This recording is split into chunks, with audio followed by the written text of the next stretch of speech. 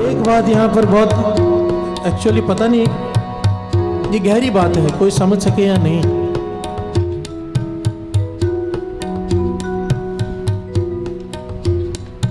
दो प्रकार के लोग होते हैं साथ संगत। एक होते हैं जो भिखारियों को खिलाते हैं। अब वही भिखारी अपने पैसे बचाकर जाकर शराब पी ले तो उसे दृग है, और जिसने उसे खाना खिलाया उसे भी दृग है। प्यार से बोलिए धन गुरु नानक। ये बात बहुत गहरी है। बाबा नंद सिंह जी महाराज ये वचन किया करते थे। हमें ये बात समझ में नहीं आती, क्योंकि काफ़ी समय तक तो मेरी समझ में ये बात नहीं आई थी। मैं सोचता था ऐसे कैसे गरीब आदमी है, खिलाना ही चाहिए, सेवा करनी ही चाहिए, मदद करनी चाहिए। पर बाबा जी कहते थे अगर मदद सही जगह पर करनी है तो नाम जपने वालों की करो। जो पता है गलत काम नहीं करेगा, अगर शराबी को 100 रुपये दे दिए, भिखारी को जाकर शराब पी ली, तो उसके पाप में भागीदार हम भी हैं।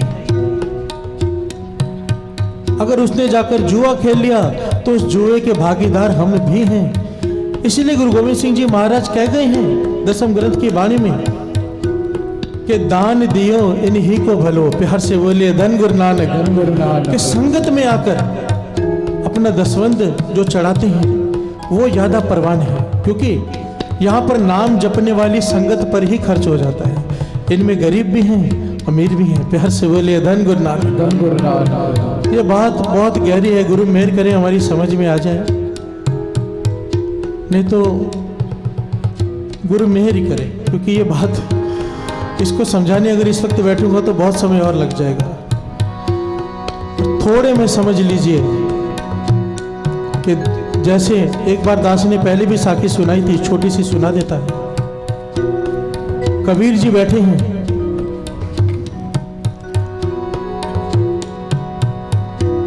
अपने घर में। घरवाली कहती है घर में सामान खत्म हो गया है, कुछ ले आओ। कुछ भी नहीं है घर में। तो कबीर जी ने जो कपड़ा बुन कर रखा था वो थान लेकर चल पड़े। रास्ते में एक आदमी पूछता है, गरीब सा आदमी, कि कबीर जी का घर कौन सा है। कबीर जी से ही पूछता है कि कबीर जी का घर कौन सा है। कबीर जी कहते हैं, भाई तुझे कबीर से क्या काम। कहने लगा, मैंने सुना है कबीर जी बहुत दानी हैं, उनके घर से कोई खाली नहीं जाता, मैं बहुत गरीब हूँ, वो मेरी कुछ मदद कर देंगे। कबीर जी ने मन में सोचा ये घर में जाएगा, मेरे घर में तो कुछ है ही नहीं। उन्होंने वो कपड़ों का थान उसे दे दिया। प्यार से बोलिए धन गुरु नानक। कहने लगे ये ले जा, इससे तेरा कुछ भला होता है तो कर ले। कबीर जी अपने घर में बैठे हैं। काफी समय बीत गया। एक सेठ आया कबीर जी के पास। उस सेठ ने फलों की टोकरी कबीर जी के आग चरणों में रखी और माथा टेका। कहने लगा सब आपकी कृपा से है। कबीर जी ने अपनी अंतर्यामता से देखा ये कौन है, ये क्या लेकर आया है। जब उन्होंने सब देखा तो पंक्तियां उच्चारण की। उन पंक्तियों का भाव था, पापी को दोजक नहीं, धर्मी दोजक जाए। प्यार से बोलिए धन गुरु नानक। कि पाप करने वाले को तो स्वर्ग मिल रहा है और जो धर्म कर रहा है उसे नरक मिल रहा है। प्यार से बोले धन गुरु नानक। कबीर जी ने क्या देखा, जिस आदमी को ये कपड़े का थान दिया था वो बाजार में लेकर गया, उसे बेचा, एक जाल खरीदा।